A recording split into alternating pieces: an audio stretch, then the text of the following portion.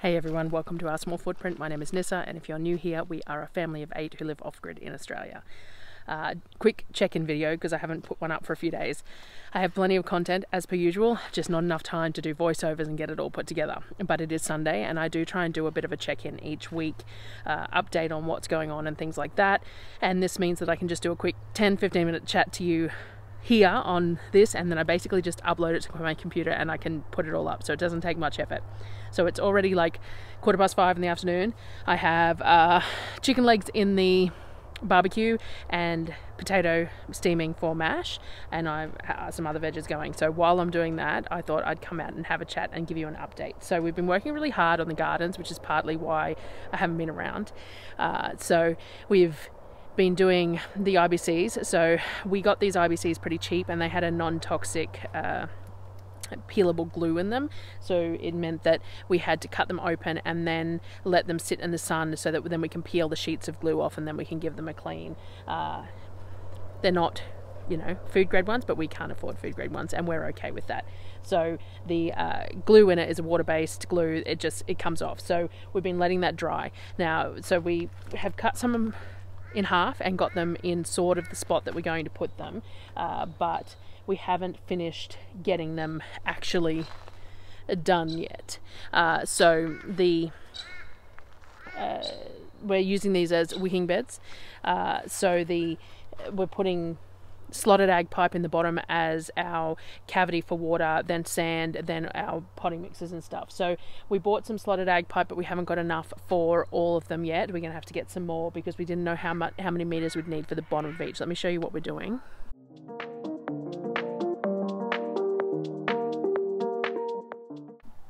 So this is what we're doing. So this one isn't sitting quite like it coils flat, but it's sitting up because we haven't got anything on it holding it down.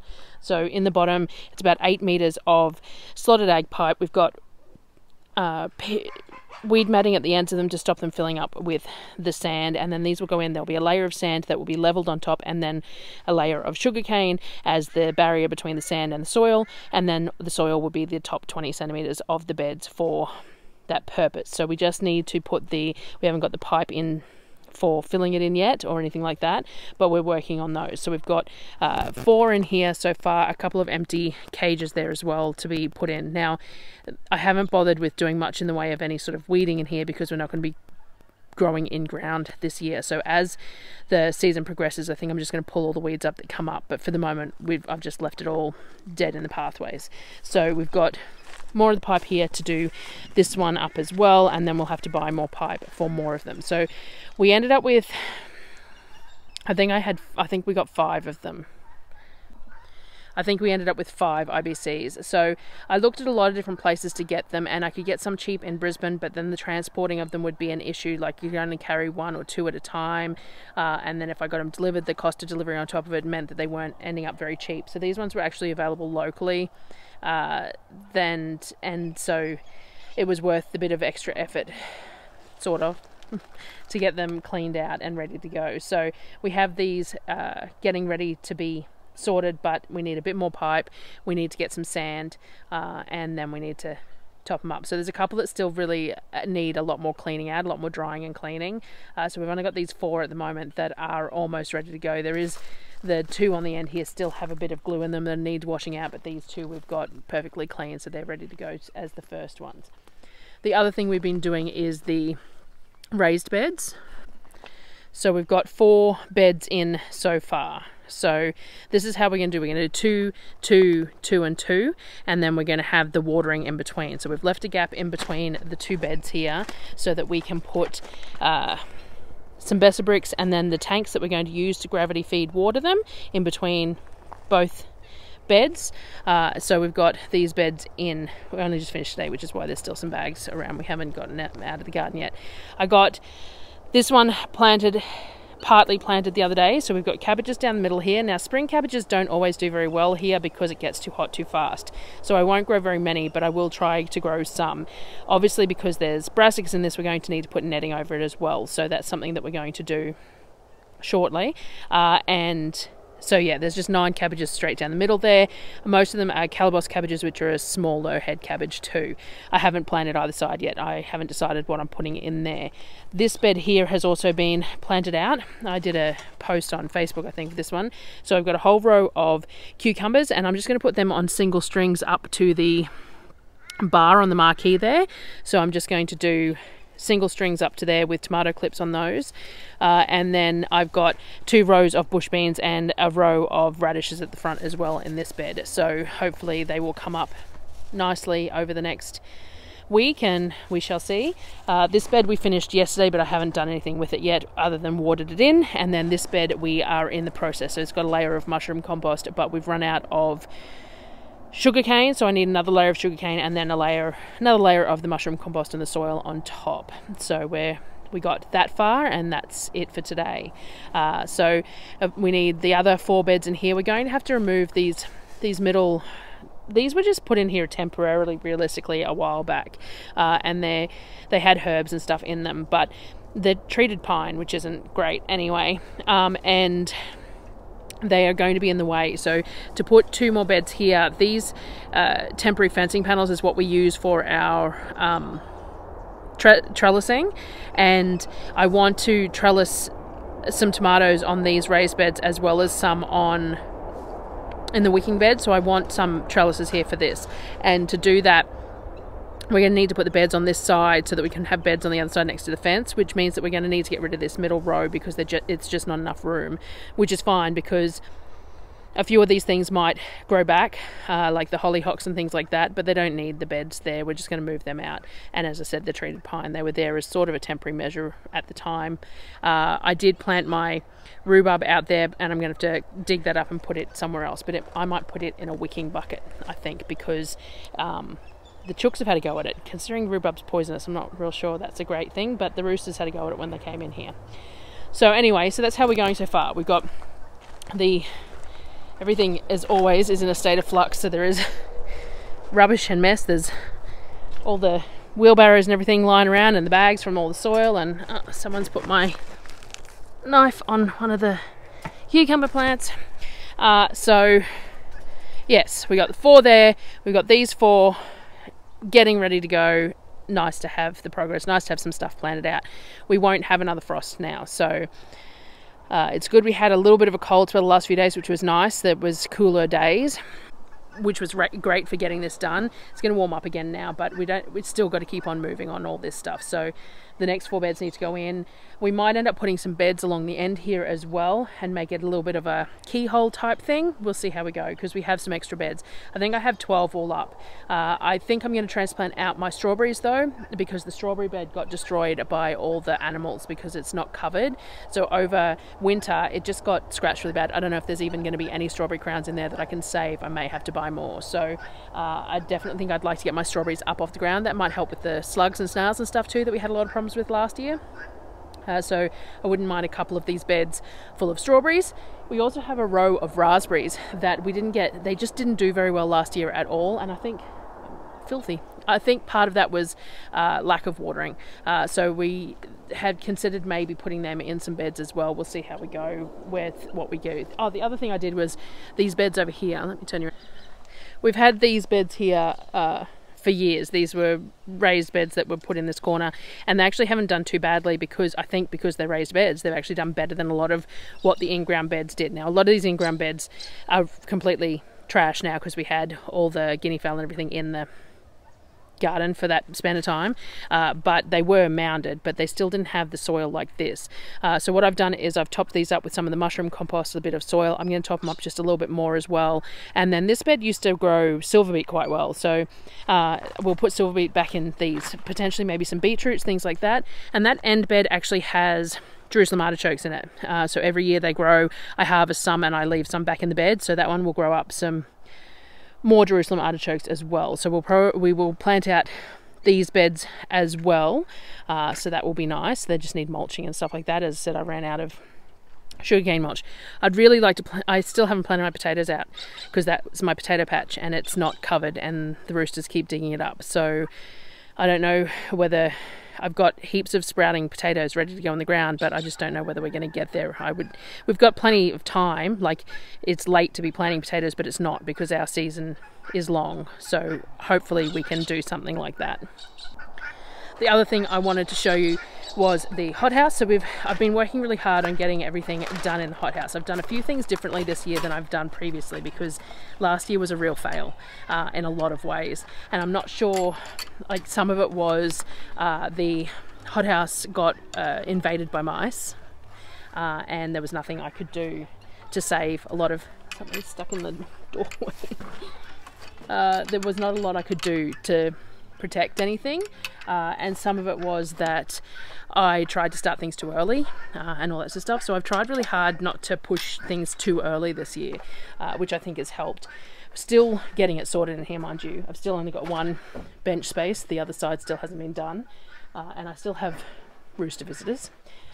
So I have been doing fairly well though. So I've got the propagation bench inside with lights and heat mats, and I have been doing starting seeds that are hot weather seeds. At the moment I've got some zucchini and some delicatas and things like that inside on the heat mats, and once they germinate I give it a day under the lights and then I bring them out here as I rotate. At the moment it's pretty full out here, so as I rotate things through, and I've been potting things up as needed until we get the beds sorted. So I'm still deciding where I'm putting everything and all that. So at the moment it's looking pretty good though. Let me turn you around.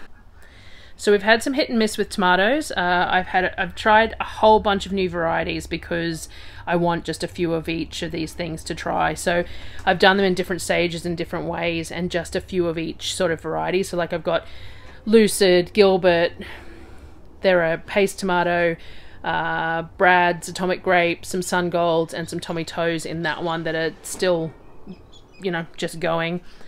This one had some in here, and the middle rows did really well, and I've potted them up already, but the outside rows just haven't done as well. So I don't know whether that was lack of water, but like all died off except for two here, and this is the only ones I've got of this particular variety. So I'm just trying to coddle a few of these ones so I at least get a couple of each of those. So I can't remember what these were.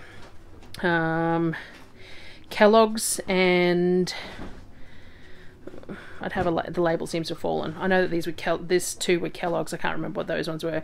And then because I took all the other ones out, I ended up planting some lettuce seeds in the middle here, so I can use this space up because I don't have a whole lot of space. And lettuce doesn't really need to go inside on heat mats or anything because it will germinate even in the temperatures in here.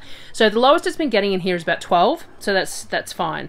So I've got some peppers going, some all in sets of 2, guajillo peppers, some jalapenos, some Argy pineapples in there. A row that I don't have a label on, but by the size of them, I think they're guajillos as well. Lone broccoli plant that's supposed to be heat resistant, and it's the only one that, they were the ones that were getting chewed on, so that's the only one that left. I've got some zucchinis, some watermelon, some more peppers, a couple of tomatoes in there, a couple more varieties of peppers and tomatoes, and some zucchinis in the background there. I've got a tray of basil to be sorted, and we've got the mouse trap that's been in here. We only caught one mouse though. This is my temperature gauge for in here that talks to my phone. Some more watermelons. There's a few more cabbages left to go that I want to put, because I want to put some in the wicking beds as well. So I've got some in that raised bed, but I want to see the difference between putting spring cabbages in the wicking beds versus the raised beds and see how we go. So it's a couple of just standard all green cabbages and a couple more of the Calabos ones. Some of them did get chewed on though, so I'll pick and choose when I decide what to put where. I did a couple of sprouting broccoli plants because they take so long to grow that I thought it might be nice to do them in spring and see how they go, but some of them got chewed on as well, and they need a fair bit of room to grow, so I have to decide where I'm going to put them, and I'm not sure if they're going to recover, so we will see. Tomatoes. So we've got some Napoli Paste, some San Marzanos, some Rouge de Marmande, however it's pronounced, a couple of pineapples, a bunch of Brandywine tomatoes. We've also got, this is a new tray that I just planted, and that looks like the beetroot tray. And then I've got honey nut pumpkins. They're a new one for us this year. Normally we grow butternuts, and I saw the honey nut seeds at, I think it was Transition Seeds, and I really liked the idea of them being very similar to a butternut, but they're a darker colour, a bit more caramel, so I thought that these would be nice to grow.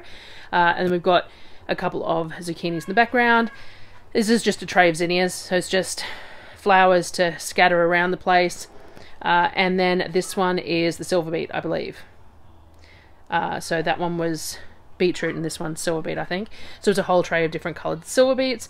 And then we've just got a bunch of different miscellaneous stuff. So like I've got Hawaiian marigolds there, different variety of marigolds all in there, and we'll prick them out. There's some snapdragons, things like that, things that I just want small amounts and I can prick them out and grow them later. So what I've been doing with things like this that like a little bit of extra heat too is when I come in here at this time of the afternoon, I put the covers over them and close them up for the night, and then they will have that little bit of extra heat. I've been doing it with these ones too until they're well and truly sprouted. I've been giving them just that little bit of extra heat overnight just to help them along. Once they've sprouted this much, I don't generally, and this one's probably not. I might do one more night of this one as well. Just cover it up like that. So that's all we've got there going at the moment. So the other thing we're doing is these wicking tubs, except that we've got stuff here and here. So we've done this in the same principle as the IBCs, with the pipe in the bottom, sand, all the soil, sugarcane. We've got a pipe for filling. Then we've just got sugarcane and it's nothing. It's just got shade cloth in, so nothing can climb down it, so no mosquitoes or anything. And we're going to be using these, so I'm going to use a couple of them in here because they're good biomass to keep the heat in at night. So we've got a couple that we haven't got this one set up yet, but then we have a whole bunch more of these. So that's what I bought all the barrels for when I was in Brisbane, is to cut them in half to do this, as well as the watering. So we're going to use some as the watering for the gardens, and when I get the drip tape and everything set up, I'll take you along for that as well. But we're going to use these. So now I haven't been doing anything in depth about how we're setting them up because it's the first time for us doing them. I will take some footage when we've done the first couple, when we're doing the next lot, and we've had the experience of doing the first couple. I'll take some footage and then I'll share it once it's working. Like, I don't want to show you what we've done and then it not to work. Like, that's not quite right. I don't want you to use it. I don't want someone to search for it and use it as an instructional video on how to set up a wicking tub, and then we find that whatever we did didn't work properly. So I will share it at some point, but more as just, this is what we're doing this year, and then probably next year we'll have to fix something and I'll share that as well. So yeah, so that's what we're doing at the moment. So that's been busy for the last 4 or 5 days, and I just haven't had a chance to do anything else. Done all the normal cooking and filmed it. I just haven't done anything to share it. So I've been spending all my other spare time out here and catching up on typing and everything else. So I just wanted to pop on and show you that we have made progress, even if I haven't been getting videos up to show that. And this is what we've been doing, and we're getting there, and it's really exciting to have some forward movement on it all. So other than that, not much else to say. Daryl and Cyril had heaps of fun at Comic-Con, and now sort of doing the wind down from having done that. So 16-year-old girls having had a weekend away and then coming back to normal life is, you know, fun. So we've been dealing with that as well, and yeah, not much else. So I just wanted to share that with you. I'm going to try and really hard to get some more stuff sorted on the website this week, and I really have to get some. I've got some more mug samples and some tote bag samples and things like that I really need to get done. I would like to get a sort of a release of some sort done to try and help raise the funds for that the patio that I need for the kitchen space. That's what I was thinking, is that we're doing okay for money for everything else at the moment, but that's becoming, I just can't seem to put the money away for that. So I thought if I could get some, like a really nice release of the mugs and the tote bags and stuff, then maybe I can do that, and I can use the profits from that to help go towards that. So that's what I'm working towards. But anyone who's been around for a while knows that working towards and actually accomplishing is two different things, because I just get carried away and tired and too much going on, and I just can't seem to get some of the stuff done that I'd really like to. So we will see. But thank you for joining me again today, and I will have more food videos and stuff during the week for you guys. I am just a little tied up with everything, so I'll see you next time.